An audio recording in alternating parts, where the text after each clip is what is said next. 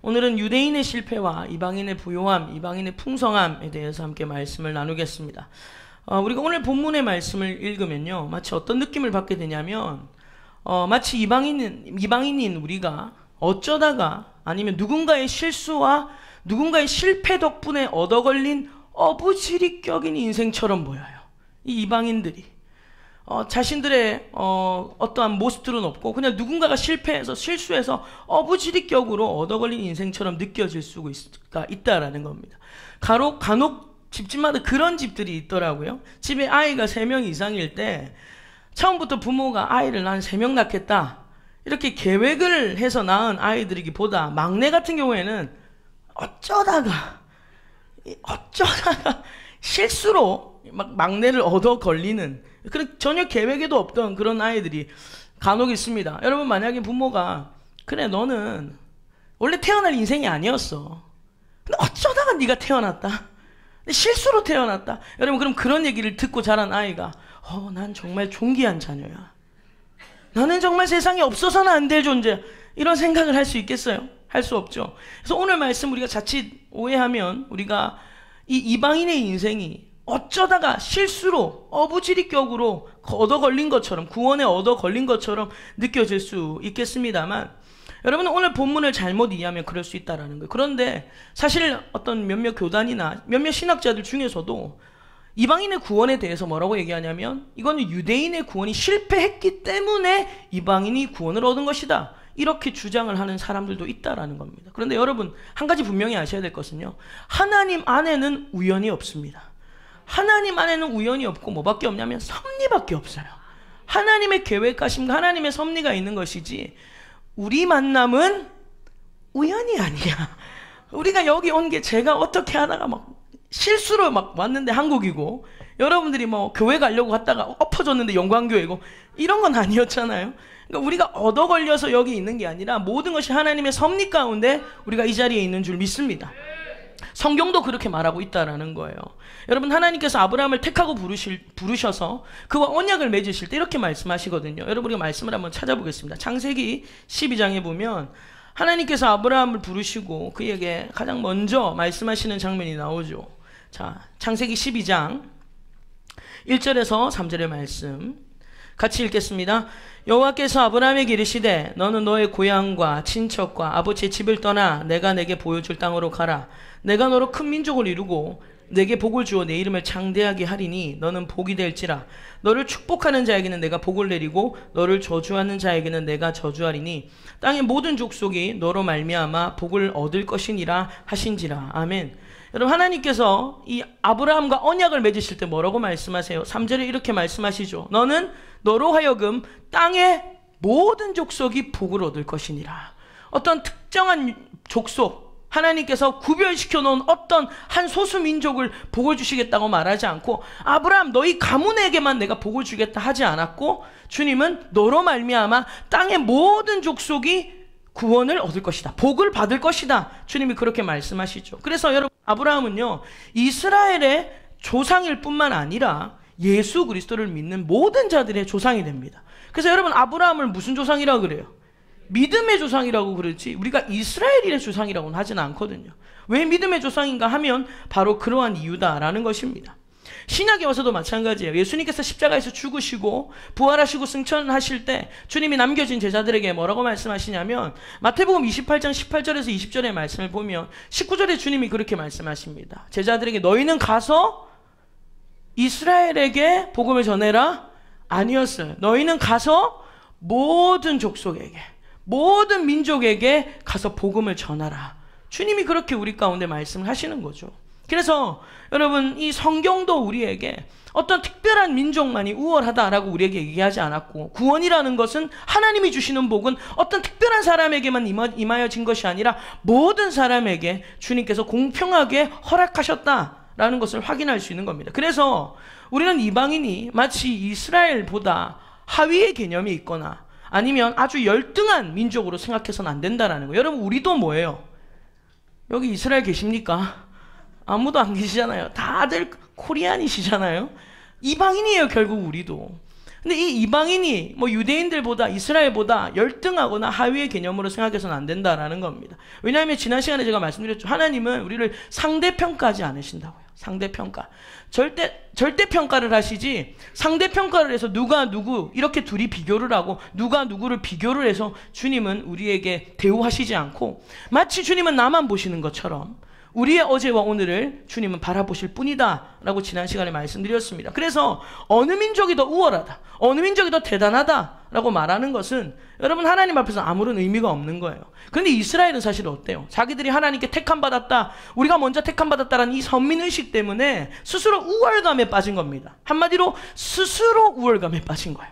하나님이 선민사상을 집어넣은 게 아니라 그들 스스로가 우월함에 빠진 겁니다. 근데 여러분 사실 그들도 이 우월함에 빠질 만도 한 것이 그들의 역사가 성경에 기록되어 있고 그들의 조상의 이야기가 성경에 기록되어 있고 이 성경이라는 것을 사람들이 온 세계에 있는 사람들이 믿고 또 이것을 베스트셀러라고 가지고 있고 또 뿐만 아니라 여러분 이 자기 나라의 역사들을 사람들이 막 종교화시켜서 막 믿고 그러니까 유대인 입장에서도 이스라엘 입장에서도 아 우리 민족이 대단하구나, 우리 민족이 뭔가 된 것처럼 느껴질 수 있지 않겠냐라는 거예요. 만약에 이스라엘이 아니라 한국이라고 생각해 보세요.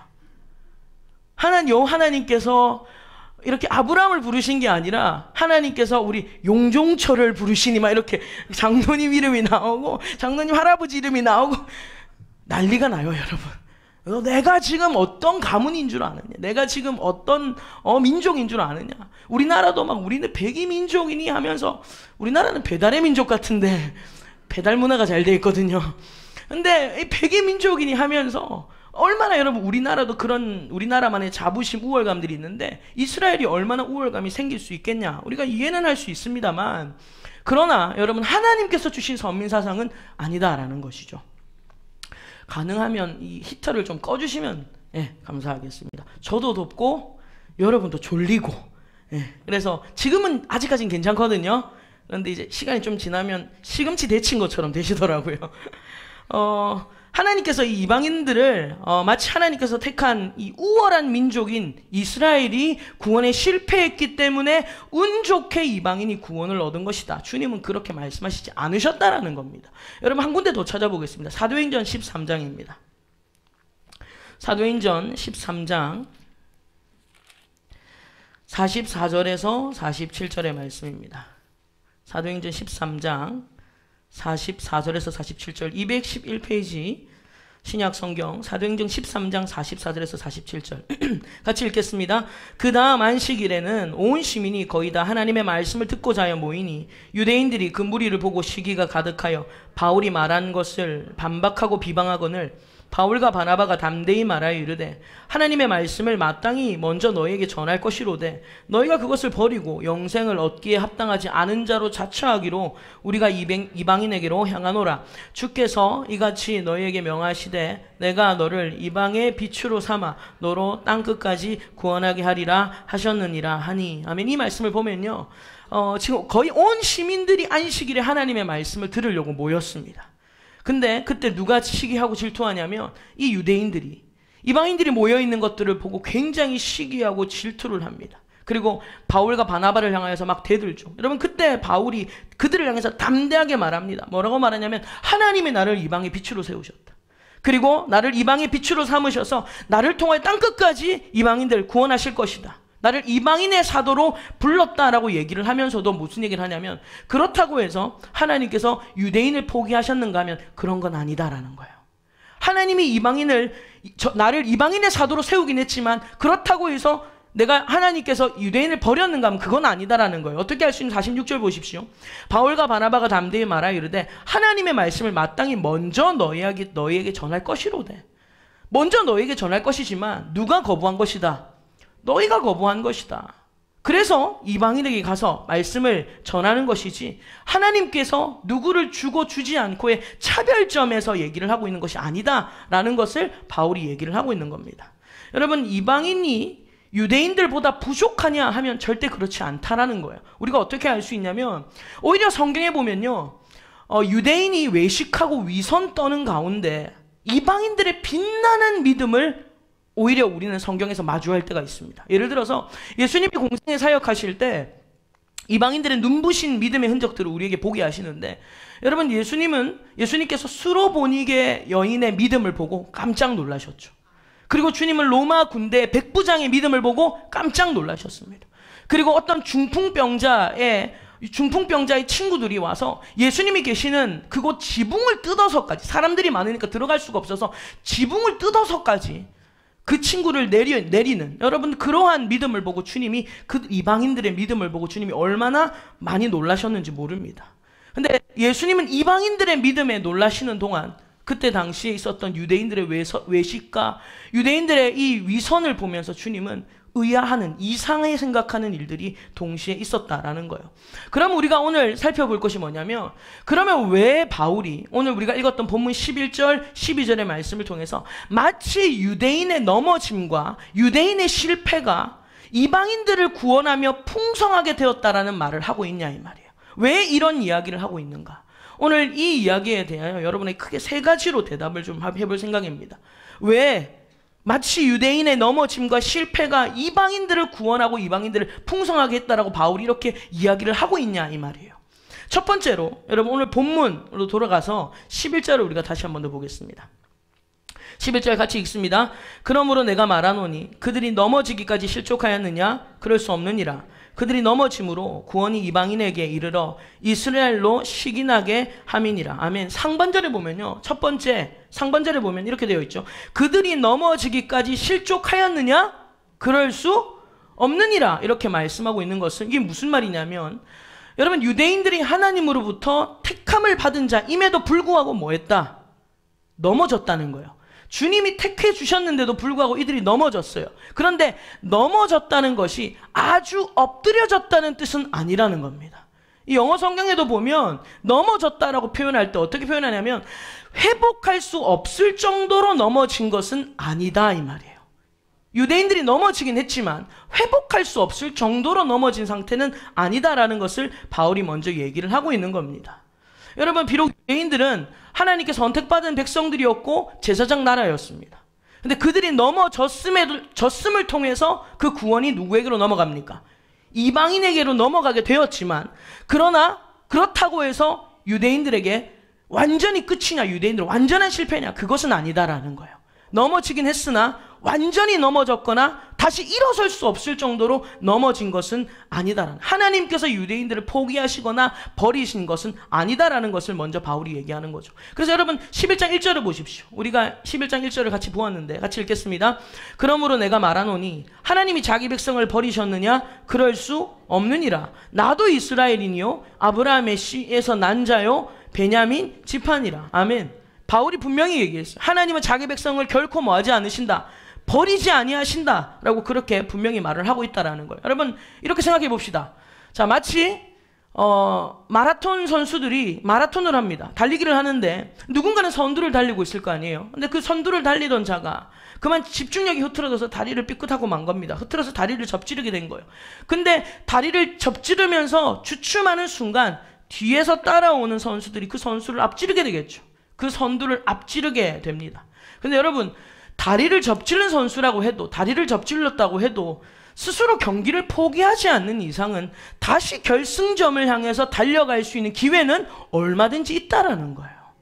내가 이 경기 포기하겠다 하지 않는 이상은 얼마든지 다시 여러분 일어나서 다시 달려갈 수 있는 기회가 있다라는 겁니다. 다리를 접질렀다고 해서 경기를 포기했다는 의미는 아니라는 거예요. 그 경기에서 완전히 탈락됐다는 의미는 아니라는 것입니다. 그래서 저와 여러분들 우리의 믿음의 경주를 끝까지 할 수 있기를 주님의 이름으로 축원합니다. 어떤 사람이 이기는 사람이냐면 끝까지 하는 사람이에요. 왜?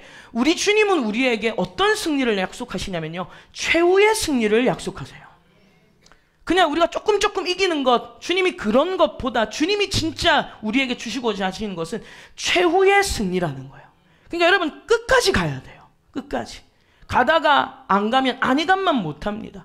그래서 저와 여러분들 우리의 믿음의 경주도 때로는 실수가 있고 실패가 있고 접질러짐이 있고 다리가 삐끗하는 순간들이 우리 삶 가운데 찾아와도, 그러나 다시 심기일전하여 달려가는 7전8기의 신앙이 되시기를 주님의 이름으로 축원합니다. 여러분, 두 번째로 이 바울이 왜 이방인의 실패와 이방인의 넘어짐이 왜 유대인의 넘어짐과 실패가 왜 이방인의 구원과 풍성함이 되었냐라고 말하는가 하면 이 11절 하반절을 보십시오.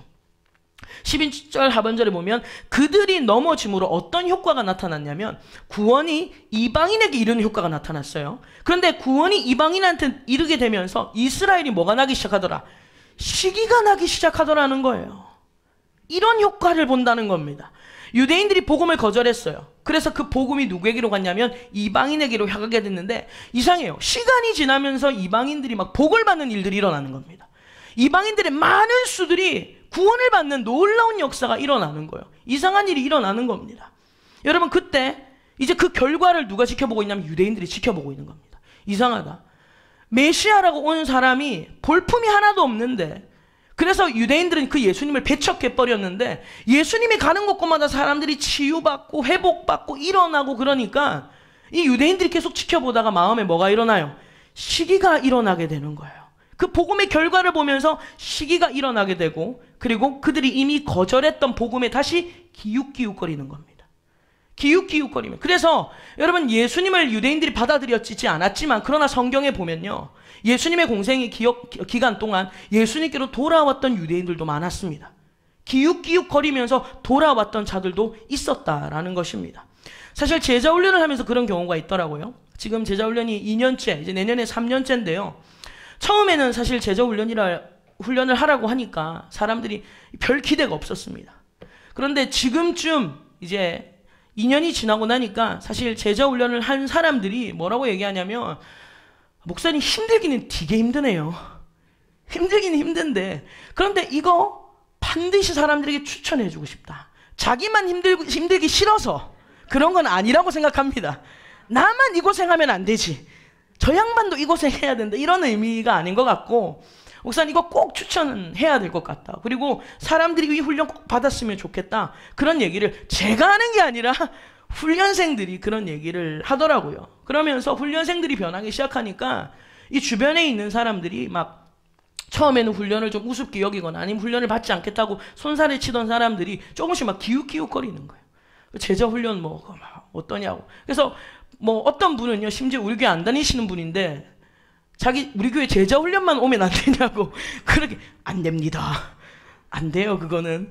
여러분 이 기웃기웃 막 거리는 이런 일들이 일어나는 것을 보게 됩니다. 사실 저는 저와 여러분들이 그런 인생이 되시기를 주님의 이름으로 축원합니다. 사람들이 여러분들의 인생을 보고 기웃기웃거리는 인생이 되셨으면 좋겠어요. 저 사람은 뭔데 저렇게 즐겁냐? 저 사람은 뭔데 저렇게 감사함으로 만족하며 사는가? 이게 뭔가 기웃기웃거리는 인생이 됐으면 좋겠다라는 거예요. 사실 저도 그런 소망이 있어요. 하나님 이왕 저 써주시면 하나님 사람들이 저를 보고 또 우리 교회를 보고 이렇게 기웃기웃거리는 사역을 하고 싶다라는 소망이 생기는 겁니다. 막 처음부터 뭔가를 보여주려고 처음부터 힘을 빼는 사역보다 비록 시작은 작고 시작은 미약해도 점진적으로 성장을 통해서 또 시간이 지나면서 사람들이 이렇게 말하는 거죠. 아니 대체 영광교회는 거기 복음화율이 정말 낮은 곳이고 주변에 절도 많고 무언가 소망이 있어 보이지 않는 그리고 경보와 우성이 다 가려져 있는 그래서 이 영광교회를 찾을 수 없는 그런 숨어있는 교회임에도 불구하고 어떻게 성도들이 저렇게 건강하고 행복할까? 그렇죠. 아멘이 나와야 돼요. 여기서 안 나오시면 제가 심각해집니다. 그리고 영광교회 제자 훈련을 하는 사람들 왜 저렇게 행복할까? 할렐루야. 감사합니다. 큰일 날 뻔. 아멘 안 해주실까봐 제가 굉장히. 그리고 이제 영광교회 저희 교회에서 이 작은 도서관도 시작하고 여러 가지 일들을 시작하는데 이 사람들이 주변에 있는 사람들이 왜 사람들이 저렇게 갈까? 무엇 때문에 저렇게 좋아할까? 이런 긍정적인 시기와 그리고 기웃거림이 있는 사역을 하기를 저도 너무 사모합니다. 왜냐하면 이것이요 가만히 보니까 성경에서 뭐냐면 세상의 소금이더라고요. 주님은 우리를 향하여 너희는 세상의 빛이라 세상의 소금이라 말씀하셨는데 소금은 짜게 하는 역할 있잖아요. 그런데 이상해요. 낮에 짠 음식을 먹고 나면 밤 되면 뭐가 먹고 싶어요? 제가 지금 물이 먹고 싶어요. 이 국물을 다 먹었더니 낮에 짠 음식을 먹으면 저녁에 되면 목이 그렇게 마르는 겁니다. 그래서 막 물이 생각이 나죠. 여러분 이런 거예요. 소금이다라고 말하는 것은 우리가 짠 걸 먹으면 목이 말라서 물을 찾듯이 목말라 하듯이 사람들이 우리가 소금의 역할을 감당하면 사람들이 우리를 향하여 궁금해하는 겁니다. 목말라 하는 거예요. 뭐 때문에 저 사람들이 저렇게 채워져 있는가? 뭐 때문에 저 사람들은 저 힘든 상황 가운데서도 저렇게 충만히 채워져 있는가? 궁금증을 유발시키면서 여러분 우리 교회를 기웃거리는 그런 교회로 우리가 함께 성장하기를 소망합니다. 여러분 그런 교회를 우리가 꿈꿔야 된다는 거예요. 이쯤에서 왜 남 잘 되니 배 아프냐고 이런 얘기를 하고 싶지만 이건 저 혼자 잘 되자고 목사님 혼자 잘 되자고 하는 게 아니라 우리가 함께 그런 공동체를 이루어가고 우리가 함께 그런 아름다운 공동체를 이루어가야 된다라는 것입니다. 여러분 이러한 가운데 이 시기라는 것은요 부정적 의미로만 봐서는 안 된다라는 거예요. 시기한다라는 것을 부정적 의미로만 받아들일 것이 아니라 지금 유대인들은요 복음에 대한 관심과 흥미를 완전히 잃어버렸어요. 메시아에 대한 흥미를 잃어버린 상태입니다. 그런데 그런 사람들로 하여금 기웃거리게 하는 거죠. 그리고 이방인들의 변화와 이방인들이 받는 축복 때문에 그들이 기웃기웃거리면서 자신들의 교만을 깨닫게 됩니다. 그 교만함을 깨닫고 다시 복음 안으로 들어오는 기회를 얻게 된다는 거예요.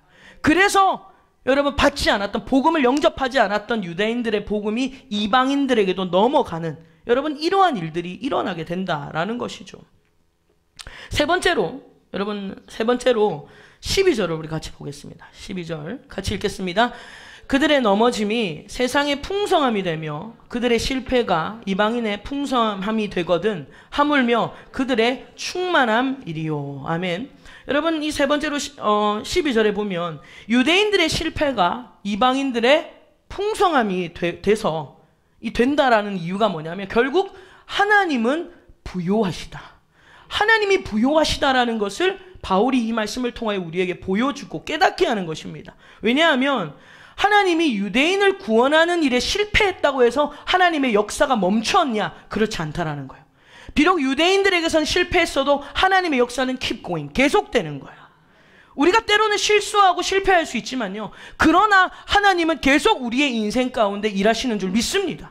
우리의 못난 모습들이 늘 있지만 그러나 하나님의 역사는 멈추지 않는다라는 거예요. 오히려 이방인들에게 복음이 전해짐으로 땅끝까지 복음이 증거되는 여러분 더 풍성하고 더 부요한 일들이 일어나는 것을 우리가 보게 된다라는 거예요. 그러니까 다시 말하면 이스라엘의 실패가 오히려 많은 유익을 줬다라는 거예요. 유대인들의 실패가 오히려 더 많은 유익을 우리 가운데 허락했다라는 것입니다. 여러분 물론 그럼 이스라엘이 실패 안 했다면 어떻습니까? 물론 실패 안 했으면 하나님께서 또 더 좋은 결과를 주셨을 줄 믿습니다. 그러나 유대인들이 실패했다고 하여도 여전히 손실보다는 유익이 더 많다라는 거예요. 여러분 이로 인해서 우리는 이 실패에 대한 시각이 바뀌게 됩니다. 실패에 대한 긍정적 시각을 우리가 가지게 된다라는 거예요. 여러분 우리는 실패라는 단어 좋아할 사람 아마 아무도 없습니다. 당신 실패하셨습니다. 당신 실수하셨습니다. 누군가가 우리에게 그런 얘기를 하면 좋아할 사람 아무도 없어요. 우리는 실패라는 단어 앞에 주춤합니다. 그리고 머뭇거립니다. 두려워합니다. 그리고 우리는 어디로 가냐면 주섬주섬 짐을 싸서 실망과 좌절과 낙심의 자리로 내려가는 거예요. 근데 여러분 하나님은 우리의 실패라는 카드를 꺼내서 우리에게 유익이라는 산물을 주시는 분이에요. 사실 우리가 인생을 살면서 성공을 통해서 얻는 유익보다는요 실패를 통해서 얻는 유익이 훨씬 많습니다. 어려움과 고난을 통해서 얻는 유익이 훨씬 더 많다라는 거예요. 여러분 그렇다고 해서 제가 여러분에게 여러분 인생 실패하시기를 축복합니다. 그건 아니에요. 실패를 제가 옹호하거나 실패를 주창하거나 여러분 실패하라고 마음껏 실패하라고 실패만 하라고 제가 그런 얘기를 하는 게 아니라 비록 우리가 부족하기 때문에 우리는 실패하고 우리는 실수할지라도 실망과 낙심과 좌절의 자리엔 가지 말라는 거예요. 그런 자리엔 가지 말라는 겁니다.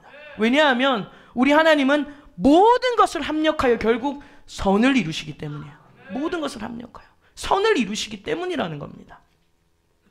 여러분 제가 여러분에게 실패하지 마십시오. 여러분 실수하지 마십시오. 아무리 제가 축원하고 축복하고 막 안수기도 해주고 막 믿습니다. 안 할 줄 믿습니다. 잡아 먹으려고 해도 그래도 저도 그렇고 여러분도 그렇고 우리는 늘 실수해요. 늘 실수하고 실패합니다. 여러분 그런데 성경을 봐도 그래요.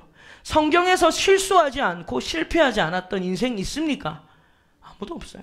실수하지 않고 실패하지 않은 인생은 아무도 없다라는 거예요. 그렇게 대단한 자들도요, 기라성 같은 자들도 그들의 인생마다 쓰디쓴 실패의 자국이 그들의 삶 가운데 있었다라는 거예요. 그러나 여러분, 하나님은 그런 연약함 가운데서도 하나님의 열심이 계속 이루어졌다는 거예요. 그래서 하나님이 놀라운 겁니다. 우리의 실패가 괜찮다라고 얘기하는 게 아니라 그럼에도 불구하고 놀라운 결과를 도출해내시는 하나님이 놀라우신 분이라는 거예요. 여러분, 예를 들면 마태복음 1장에 보면 예수님의 족보가 나옵니다. 예수님의 족보를 우리가 쭉 살펴보면요, 이렇게 낳고 나오죠. 그런데 예수님의 족보에 등장하는 인물들을 보면요, 사실 그 반열에 설 자격이 있는지 물으면, 인터뷰를 합니다. 당신 설 자격이 있습니까? 있습니까? 여러분, 모두가 부족하고 모두가 자격이 없고 모두가 실수가 많은 자임이 틀림이 없습니다.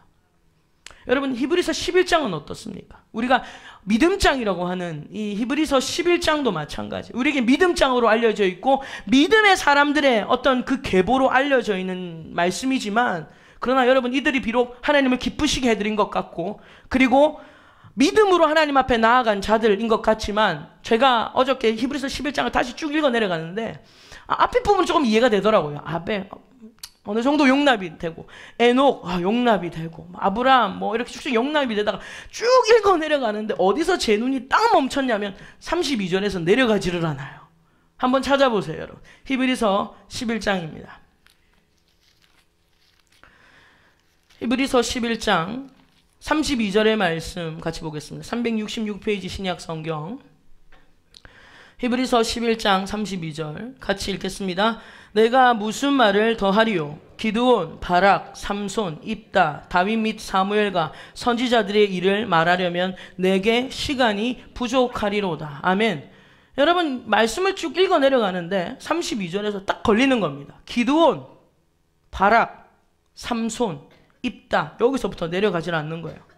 여러분, 기드온 어떤 사람입니까? 이 사람은요, 아주 작은 자라고 표현되어 있습니다. 그리고 하나님께서는 너 작은 자 아니야, 내가 너 큰 용사로 세울 거라고 말씀하셔도 기드온은요, 자기가 작다는 것 때문에 두려웠던 사람이고, 그리고 하나님이 미디안을 내 손에 맡겼다고 해도 염려가 있어서 주님께 2번이나 증거를 구했던, 여러분, 그런 연약한 존재입니다. 그리고 바락, 삼손. 여러분, 우리 삼손, 우리에게 잘 알려진 사람입니다. 삼손 어떤 인물입니까? 여러분, 삼손이 궁금하시면 사사기 13장에서 16절을 지금 보지 마시고 집에 가서 보세요. 사사기 13장에서 16장 보면요, 이 삼손에 대해서 자세하게 기록이 되어 있는데, 하나님께서 이 삼손을 나시린으로도 세우셨고 사사로 세우셨거든요. 그리고 그에게 뭘 밀지 마라, 머리털 밀지 마라, 거기 하나님의 능력이 있다, 밀지 마라 그랬는데, 여러분, 이 삼손은요, 뭐 때문에 그 인생이 망하냐면 밤낮 여자 문제 때문에, 이 여자 문제 때문에 밤낮을 문제에 얽혀서 맨날 들릴라 치마폭에 살던 사람이에요. 제가 청년들한테 삼손을 꼬셨던 여자 이름을 뭐냐, 제가 막 힌트를 줬어요. 릴라, 고릴라, 이렇게 모르는 거예요. 들릴라를. 성경을 좀 읽으시기 바랍니다. 들릴라, 여러분, 이 기생의 치마폭에 쌓여서 결국 머리 홀라당 다 밀리는 거예요. 여러분, 조심하세요. 머리 홀라당 밀릴라. 여러분, 머리가 홀라당 밀려가지고 능력 다 잃어버리고 눈 빠지고 블레셋에 눈 뽑히고 굉장히 여러분 인생이 비참해진 인생이에요. 근데 신기하죠. 머리는 밀어도 다시 나요. 블레셋이 이걸 몰랐던 거예요. 지네들 머리는 안 났나? 삼손이 머리가 다시 나기 시작합니다. 그래서 여러분, 삼손이 마지막 하나님 앞에 막 뭐라고 부르짖어요? 하나님, 이번만 나를 강하게 해주십시오. 이번만 나를 강하게 해서 나의 2눈을 뺀 블레셋 원수에게 내 원수를 단번에 갚게 해달라. 이런 기도를 마지막으로 드렸던 여러분, 그런 삼손입니다. 그리고 결국 개인 복수예요. 자기 열받아서 자기 복수를 한 거고, 결국 힘이 마지막에 나면서 자기가 있는 그 신전 그 기둥을 부수면서 건물이 무너지죠. 건물이 무너지면서 자기와 더불어 거기 있는 사람들이 다 죽는 것을 여러분 보게 됩니다. 사실 삼손 하면 우리는 좋은 예로 들지 않습니다. 삼손 하면 무언가 부정적인 의미로 실패한 인물로 우리는 바라보는데요. 그런데 놀라운 것이 이 삼손이 이 믿음장, 여러분, 이 11장의 믿음의 영웅의 반열에 그 이름이 기록되어 있다는 게 전 너무 흥미로운 겁니다. 이 실패한 인생 같은데, 망한 인생 같은데 어떻게 이 인생이 이렇게 하나님 앞에 믿음으로 산 자라는 이런 자리에 반열에 기록되어 있는가? 흥미로운 거죠. 게다가 여러분, 바락에 대해서 들어본 적 있습니까? 바락 오바마 아닙니다.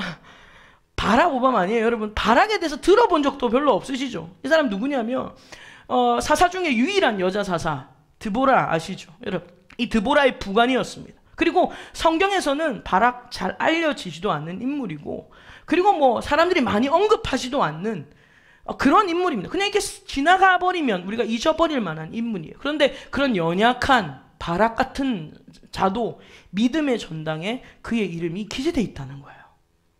저는 이것을 보면서 여러분, 하나님께서는요, 우리 모두가 바락 같고 참 삼손 같은 모습들이 우리에게 있지만, 그리고 연약하고 실수가 많지만, 그러나 하나님은 우리의 약함과 때로는 우리의 실패를 통해서도 유익을 만들어 가시는 하나님이시다. 하나님의 놀라움, 여러분, 그분의 열심을 다시 한 번 더 묵상하면서 얼마나 감사한지 몰랐습니다. 여러분, 우리 실수 안 하면서 사는 사람 있습니까? 뭐 실패 안 하면서 사는 사람 있습니까? 오늘 주보에 재밌었어요. 아재? 수요 예배 보니까 서만해 목사님이라고 이렇게 우리 권사님께서 오늘 교회에 빅재미를 주셨습니다. 서만해. 이렇게 제가 막 웃었더니 이진아 전도사님이 무섭다는 거예요. 마치 얼굴은 서만성 목사님 같고 몸은 저 같을 것 같다는 큰일 날 소리를 했어요. 우리에게 큰 재미를 주셨습니다. 우리 권사님의 실수가 우리에게 이렇게 유익을 줄 수 있는 거예요. 또 한 가지 재미있는 일이 있었어요. 어저께 몇 주 전에 오여선교에서 저에게 저희 세미나를 한번 하고 싶은데 목사님 세미나를 좀 인도해 주십시오. 그래서 제가 준비해서 어저께 세미나를 1시간 했습니다. 그래서 세미나하면서 참 좋은 시간을 가졌어요. 그리고 함께 어울려서 점심을 먹고 있는데 그 자리에 누가 있었냐면 우리 오여선교 집사님 아들 중에 하나인 금한결 씨라는 금한결 군이 그 자리에 앉았습니다. 저랑 같이 앉아서 막 이렇게 밥 먹으면서 얘기하고 있는데 제가 그랬어요. 한결아, 목사님이랑 같이 미국 여행 갈래? 그랬어요. 그랬더니 안 가겠다는 거예요. 그래서 왜 가기 싫어? 그랬더니 자기는 영어를 못한다는 거예요. 그래서 제가 내가 가르쳐줄게. 목사님 가르쳐줄게. 그랬더니 가만히 있다가 자기가 주스를 마시더니 저한테 그래요. 목사님, 그럼 오렌지 주스가 영어로 뭐예요? 지금 못 드시는 분들은 오렌지 주스를 한국말로 알았다는 거예요. 지금 목사님, 오렌지 주스가 영어로 뭐예요? 그래서 제가 너무 웃겨가지고 거기 있는 사람 다 웃었어요. 그래서 제가 너무 웃겨가지고 제가 뭘 했냐면 델몬트 그랬어요. 제가 웃기죠. 근데 더 웃긴 게 한길이의 대답이었습니다. 알고 있었어요. 알기는 몰라요. 델몬트인 줄 알고 있었다. 그래서 제가 어저께 이성희 지사님한테 고생이 많으시다고. 여러분 혹시 오늘 델몬트를 아시면 안 됩니다. 어저께 그래서 제가 얼마나 웃겼는지 거기 있는 사람들이 막 그 아이의 작은 실수로 말미암아 모든 사람 배꼽이 가출을 했어요. 지금 돌아오고 있지를 않습니다. 여러분, 이 한 사람의 실수가 우리에게 많은 웃음과 많은 유익과 즐거움을 준다라는 거죠.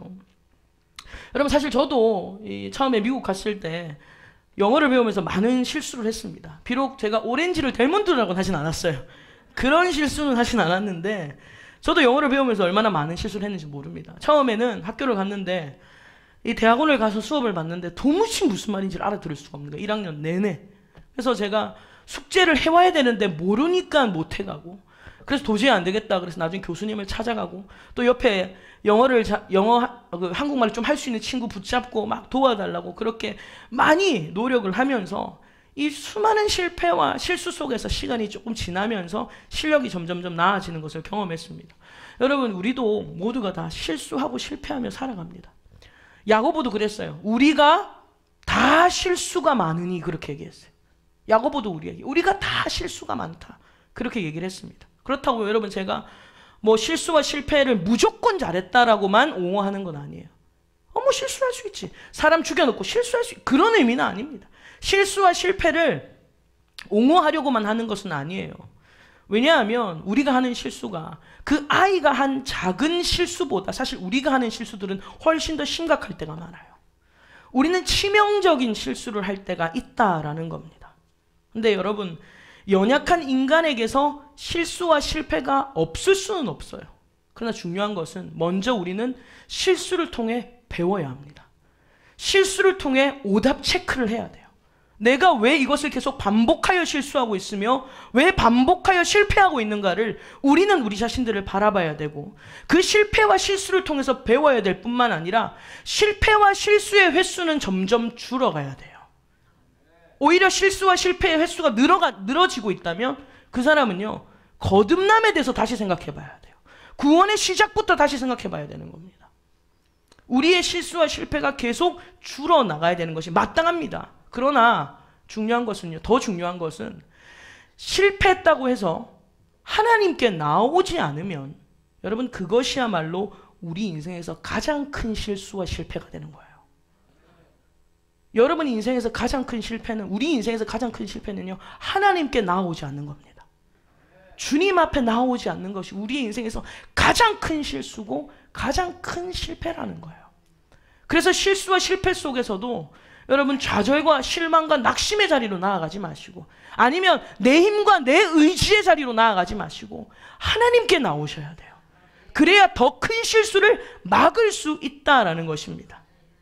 그래서 우리는 실수하고 실패하지만 부요하신 하나님께 우리가 나아옴으로써 하나님 앞에서 실수를 줄여나가야 된다라는 거예요.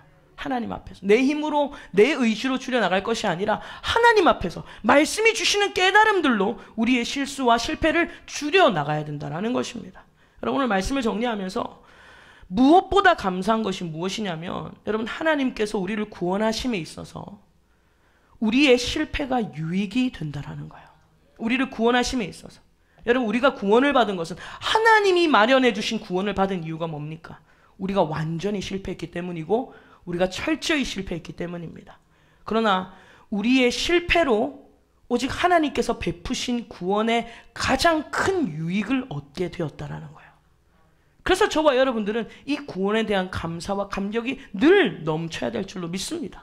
그래서 여러분, 오늘 이 본문을 통해서 바울은 비록 유대인들이 실패하고 넘어졌지만, 그러나 그걸 통하여 이방인들이 부요함을 얻게 된, 풍성함을 얻게 된 이 말씀을 통하여 이방인들은 얻어걸린 인생이야, 이방인들은 그냥 재수 좋게 운 좋게 사는 인생이야, 그런 이야기를 하고 있는 게 아니에요. 하나님은 처음부터 모든 인류를 구원하기로 작정하신 분이고, 모든 민족에게 복 주시기로 작정하신 분이고, 모든 민족에게 구원하시기로 작정하신 분이십니다. 이방인의, 이 유대인의 실패가 이룬 결과는 아니다라는 거예요. 그러나 더 중요한 것은, 그럼에도 불구하고 이 유대인들은 실패했어요. 그러나 이 실패, 이 넘어짐이 아주 넘어짐은 아니다. 그들에게도 여전히 일어설 기회를 주실 뿐만 아니라, 그러나 그들의 넘어짐이 오히려 더 큰 유익을, 하나님의 더 놀라운 섭리를, 그분의 위대하심을 보게 한다라는 것이죠. 여러분, 정말 좋은 리더는 어떤 리더입니까? 그냥 일 잘하는 사람들 모아다가 좋은 회사 마련하는 게 정말 좋은 리더입니까? 정말 좋은 리더는요, 이 밑에 있는 직원들의 실수와 실패를 커버해주고, 그리고 기다려주고, 용기 주고, 그리고 가르쳐서 함께 일어서는, 그리고 나중에 그 제자가 스승을 뛰어넘게 만드는, 여러분, 이런 리더가 진정한 리더라는 거예요. 예수님이 그런 인생을 사셨다라는 거예요. 주님이 제자를 부르실 때에 실패한 인생들, 조각난 인생들을 주님이 불러주시죠. 그 인생들을 향하여 주님께서 사역하시면서 꾸짖거나 너 나가, 이제부터 너 나가 하지 않으시고, 주님은 끝까지 그들을 가르치시고 기다리시고 참아주시면서 결국 주님이 돌아가시기 전에 제자들에게 뭐라고 말했냐면, 너희는 나보다 더한 일을 할 수 있다. 너희는 나보다 더 큰 일을 할 수 있다. 주님이 용기 주시고 천국으로 가신 줄 믿습니다. 오늘 저와 여러분들, 하나님께서 이 실패와 실수 많은 우리의 인생들을 불러서 이곳에 불러 모아 주셨을 때, 오늘 또 우리에게 기회를 주시고 은혜를 주신 하나님 은혜를 생각하면서, 때로는 접지르고 여러분 때로는 넘어져도, 그러나 여러분 아주 엎드려지지 마시고 다시 아버지께 나오는, 더 이상 그러한 실수를 반복하지 않는 그런 은혜가 있으시기를 주님의 이름으로 축원합니다. 우리 하나님께 영광의 박수 올려드리겠습니다.